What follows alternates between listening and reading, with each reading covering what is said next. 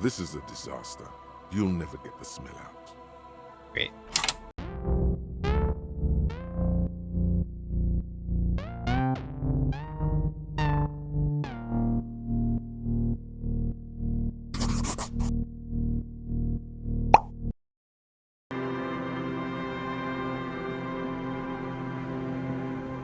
Perhaps there will be more later.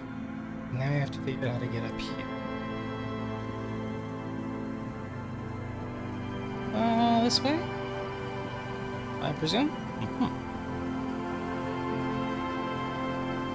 Feld electrical.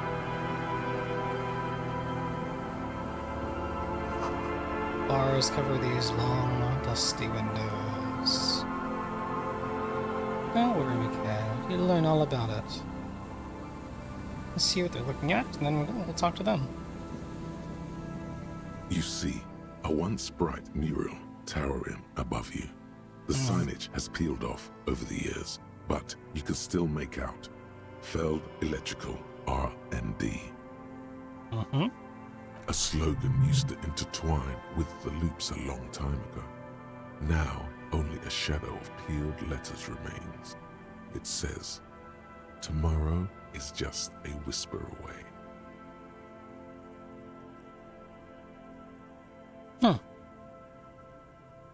Tomorrow is just a whisper away. Yes. Their famous motto. A fine example of technological optimism from... He says something, but the wind blows and you can't hear him. Turn away. Let's talk to these guys. And Mikael noticed the windows, especially with how there are no windows on the south side. This was to deal with.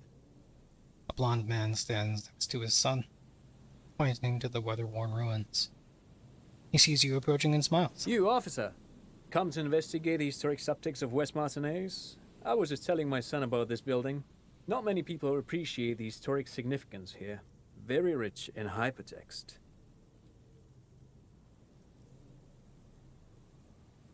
He's using that word very differently than I would use that word. Hold on. Hypertext? Yes, hypertext. Young Carp and the collection of cultural hyperlinks. He's just making up fancy words. This doesn't mean anything. I'm like scared that I don't know what he's talking about.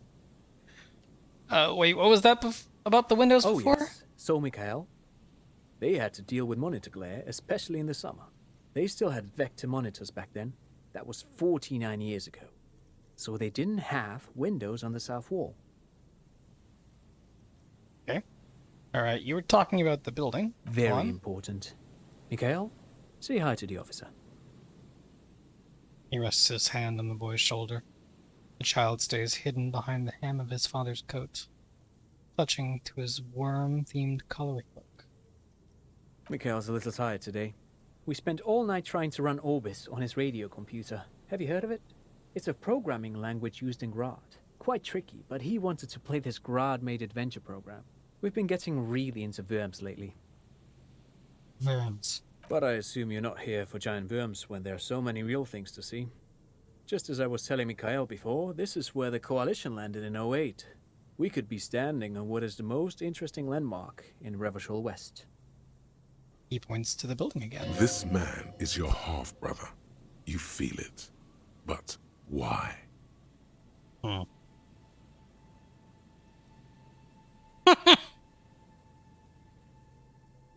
God damn. What's so fascinating about an empty building? Aha, but it's not just any empty old building. He raises his hand to his eyes to shield himself from the freezing snow. All three of you turn to admire the mural before you. What not a lot of people know is, this used to be the R&D department of Feld Electrical. And Feld, which now sells ink cartridges mostly, was once a top dog in the turn-of-the-century cybernetics boom. Hold on. What's R&D? Harry.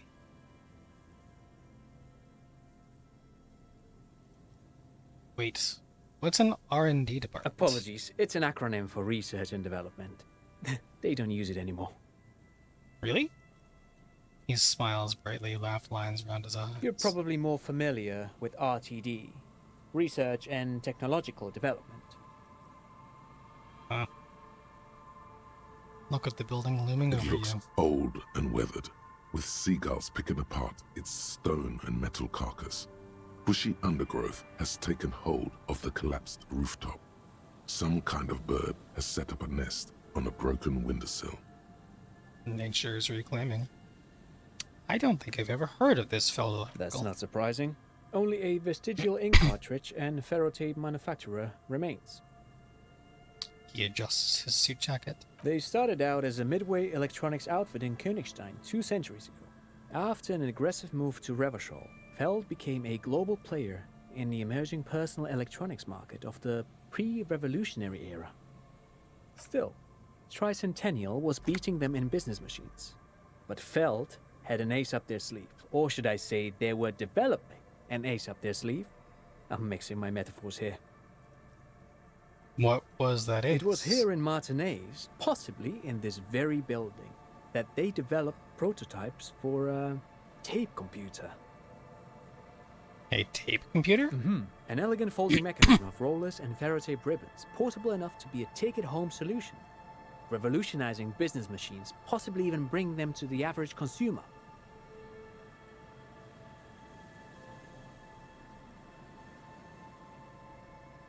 What's so interesting about like the technology in this game, like at least the world building that they're doing, is the technology of the era that we are in currently as we are playing is obviously not nearly as advanced as the technology of the era that I am in here in America in 2022.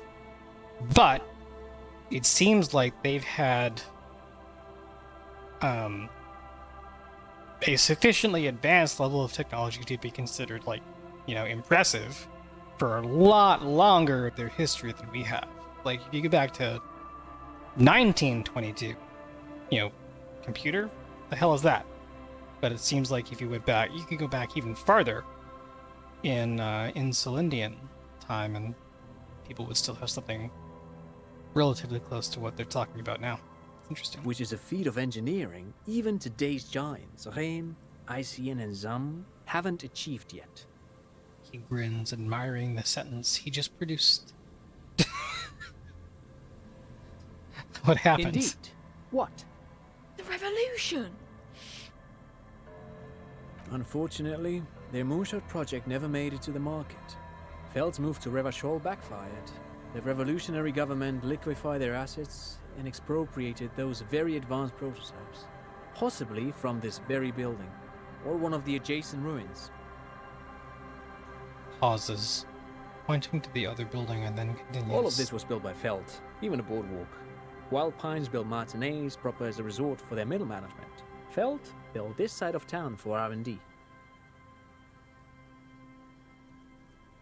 You're saying that Feld Electrical built this boardwalk? Yes, they even built a pleasure wheel, but that got destroyed in the war. Ferris wheel. A wheel! The kid looks wistfully at the horizon as if picturing gondolas rising to the sky. Yes, to lure in their star engineers. This part of Martinaise was nothing but reeds before Feld arrived. They had to make the prospect of living here attractive. It was supposed to become a global center for innovation in cybernetics. But history had other plans. What happened to the engineers?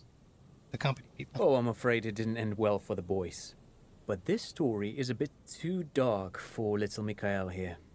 Now, if you were to ask about tape computers... How did those tape computers work? Did they work like radio computers? Actually, no one knows. No one even knows what a computer made entirely of tape would look like. But word has it, they were very elegant, exquisite, alien-looking turn-of-the-century hardware. He raises his finger, remembering 10 something. years ago, I did a little freelancing, I guess you could say, I was a special consultant for an exhibition at the Wompty-Dompty-Daaang Center in Vredefort, Oranje. It raised the same questions, and we had lengthy discussions with Paul Ockerman, who was head curator at the time. This was before the twins Keith and Guy Hughes joined the team, trying to... Wait, did he just say Wompty-Dompty-Daaang Center? I'm glad.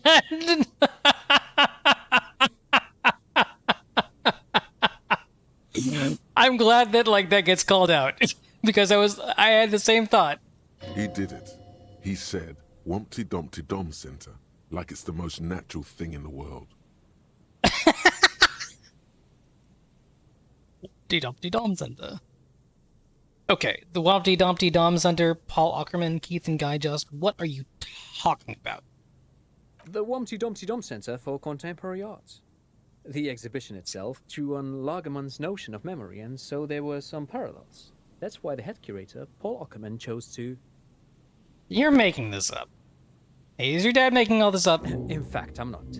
The Wompty-Dompty-Daaang Center is a place you can visit if you're ever in Vredefort and are ever in the market for an exhibition space / contemporary art research center.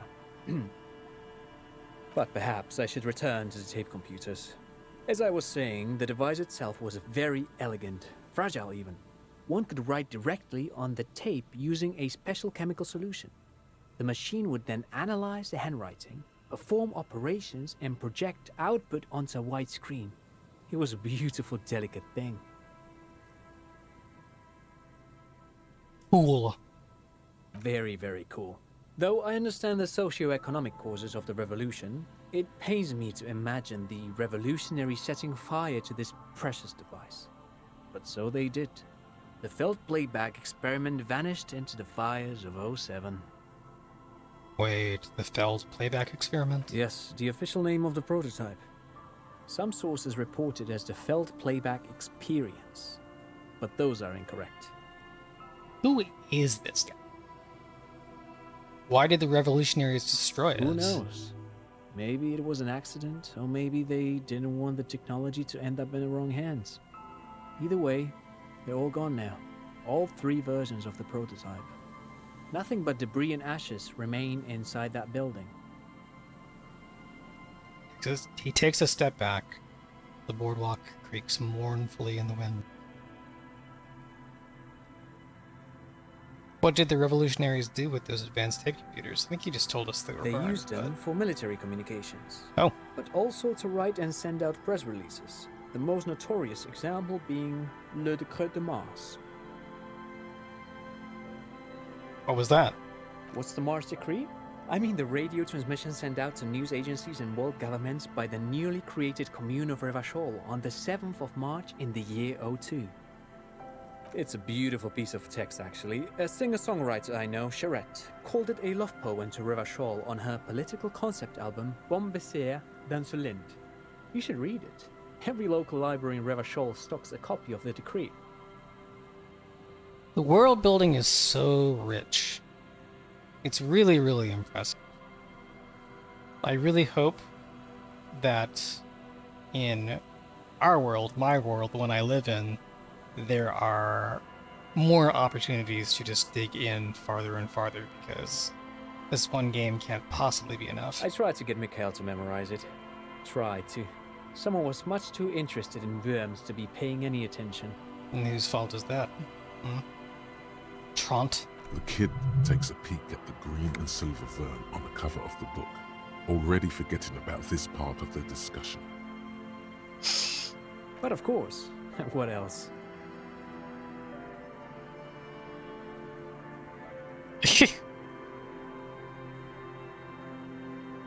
I feel like, not that I have a lot of viewers, but somebody would never forgive me if I didn't ask this. You look like someone who has money. Do you have any money? I do have some money, yes, but that's not what's really important here. He brushes it off like it's not a thing at all. He's not gonna give you money. What are you doing? Clearly you were just profiling. I have some of that unimportant money then?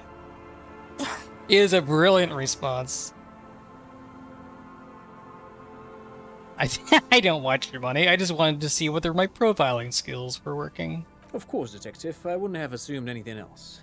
Matter of fact, He looks up again, a playful hint shining in his eyes. I don't know if you're familiar with this, but the Vespertine Department of Justice has published a rather interesting paper on the criminal profiling in former socialist states.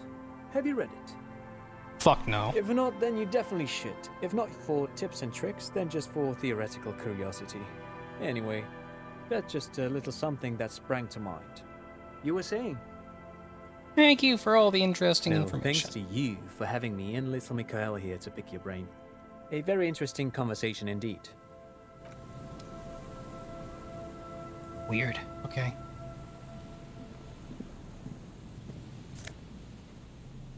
Some money. What's this? Another power box. It charges nothing now. It's empty.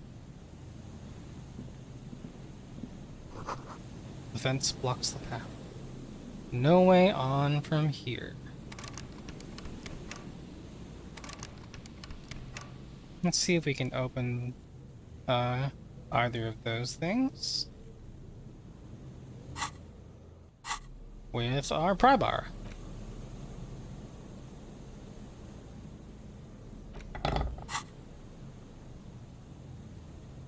We can. Ooh, we got no sped. $5. 5 real. Sorry. Oh. Just noticing that our morale's a little low, so we might as well take some magnesium. When I know my new thing is blocking a little bit of the health, but if my health runs low, don't worry. I'll let you know. Let's continue exploring. Oh, hello. The remaining windows rattle from a strong gust of wind. They're covered in a thick layer of grime. They must have been like this for 40 years. Let's try to see inside. Dripping water falls from a high place. All you can see is the shadow of a collapsing staircase. I really hope I can get inside one of these old buildings.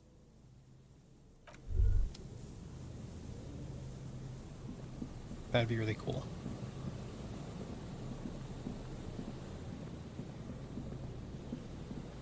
We'll go over there in a second.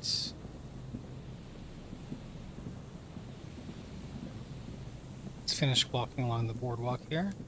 Oh, there's some stuff over here. Buzz. The electricity flows through the wires with audible power.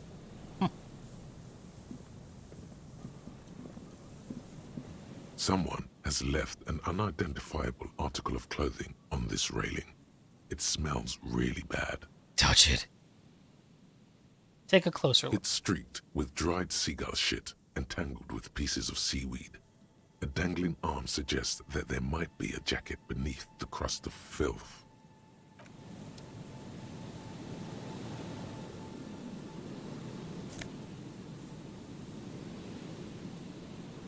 Okay.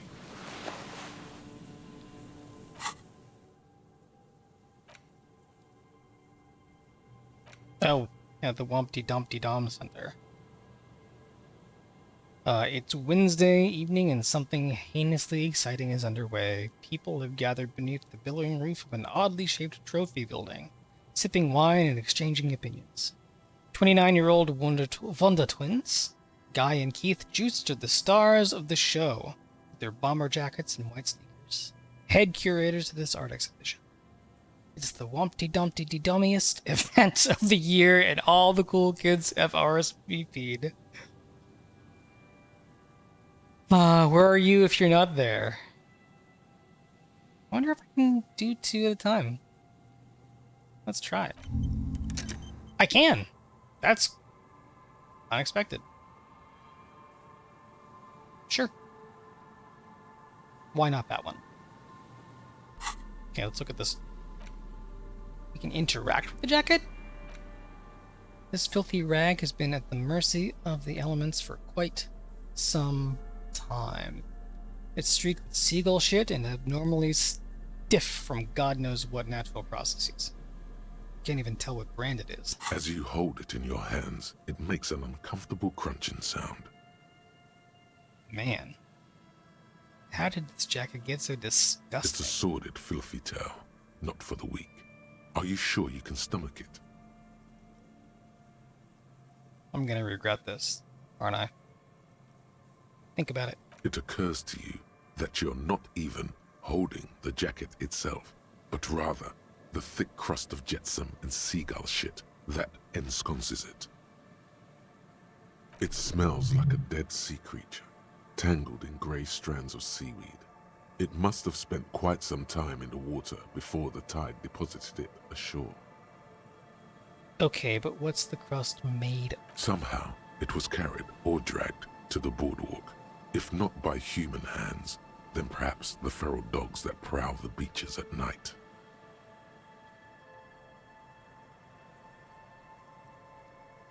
Okay, that's pretty disgusting. I've had enough. Why? Why did you think about it? Look at your hands. They're covered in muck.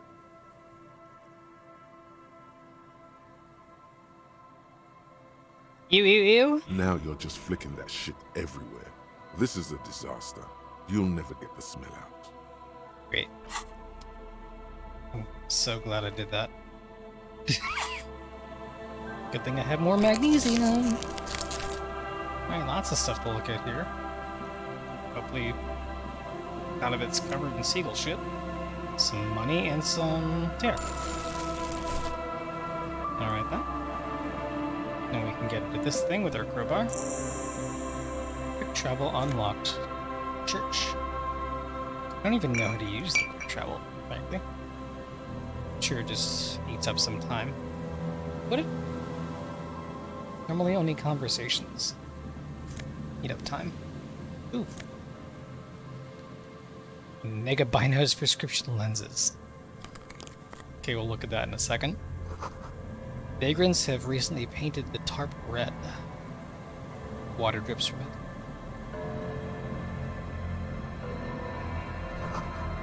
A coin-operated weighing machine hasn't been used for a decade. Let's get inside whatever this is. Another postcard.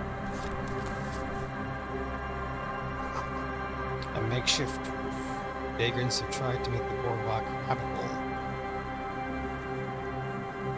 And left some money out.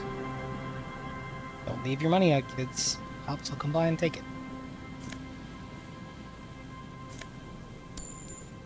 So I'm playing another game that requires me to hold down a button to do things, so I keep doing that.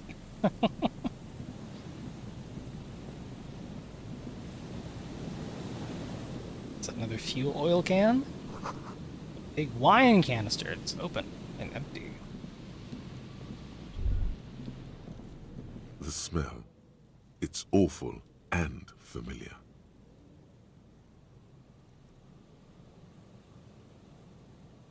What is it? Don't you recognize it? That hideous pungency, that faintly cloying sweetness. Only death smells like that. Something cold wakes in the pit of your stomach. Fear. It's a dead corpse, isn't Yes. A sense of dread washes over you as you look ahead. it? Man, my morale is taking a beating. So this guy's dead. Oh, is that the husband? There's some tear, an empty cigarette package, and a crumpled kebab wrapper in the trash bin. Let's examine the dare. 2 empty bottles of Tallulah vodka and a can of black potent porter is all you find. No, there's more in there. Livis strawberry liquor, plus some Pilsner bottles too. Better not pick them up. They seem unhygienic. It didn't seem to bother me before. Examine the cigarette Whoever package. tossed it here was a heavy smoker. The brand name reads Red Astra. Let's examine the kebab wrapper. You see traces of mayonnaise and ketchup on it, as well as a tomato wedge. The wrapper reads Shish Kebab Revachol. It's hard to concentrate in the smell. The sea air brings some relief. Interesting. A man lies on the boardwalk, his limbs bent and neck turned at an unnatural angle. Right next to him is an empty bottle of spirits. In his cramped hand, a chewing gum wrapper. Chewing gum wrapper. Half of his body has slipped between the cracked boardwalk, starting with the right leg. The fall has left him broken, contorted like a sad puppet. Wow. This is so much more distressing than I thought it would be. The smell is not as bad as a 2-week-old corpse, but it's definitely heading there. Another dead body. This is your job. Steel yourself. This time I agree with you, Authority. Calm now. Carefully. Just another day. Just another dead body. Breathe. Good job, composure. Let's study the man's clothes. He's wearing mud-caked boots, beige trousers, and an old brown leather jacket with a bright blue lining. There are traces of kebab sauce on his chest. Search his You pockets. find some sunflower seeds and a rain-soaked library card folded into two. His jacket feels sodden and heavy under your hand. Let's study the man himself. The man has fallen through a crack in the boardwalk and hit his head against the metal bench. Coagulated blood covers his black hair. One of his feet is still dangling through the hole. What a stupid and unfortunate way to die. Wow. You have to be quite inebriated to fall that bad. Oh. Well over a liter of pure ethanol, 3 bottles of wine, or 1.5 of spirits. Well. Thank you, electrochemistry, for actually being useful, I guess. His expression is dull, like the sea behind him. Drops of water shining on his moustache. His eyes, empty and wide, look frightening in their frozen gaze. He was confused when he died. Confused and alone, most likely. Overcome with the awful surprise of it all.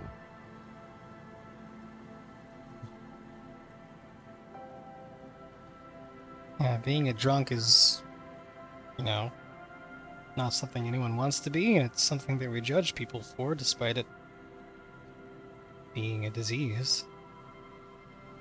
But, you know, even if being a drunk was someone's fault, it doesn't deserve death, even though that's what ends up happening so much of the time. He was just about to head home. The first step back home proved to be his last. Now, let's study the surroundings. There's some dried blood on the metal bench, right where the corpse's head rests. The floorboards are rotten and slippery wet around the hole. An empty bottle lies nearby. A chewing gum wrapper is clutched in his fist. Let's examine the man's head. A dried chunk of blood covers the hair at the back of his head. An open wound. It's sticky and cold to your touch. Ew.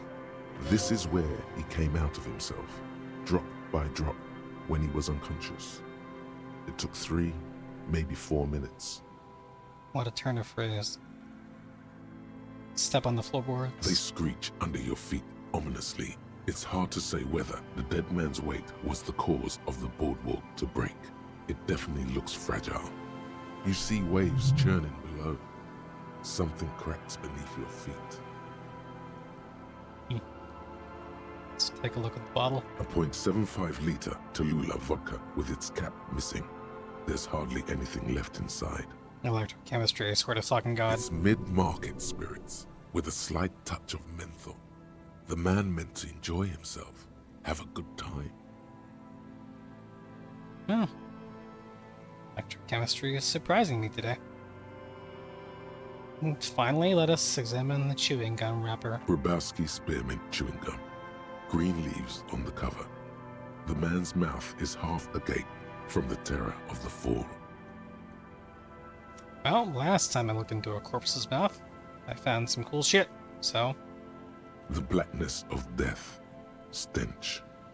You think you see white chewing gum too. Confirmed. Nearly the whole pack is there. Solidified on his lower rear teeth. Whole pack.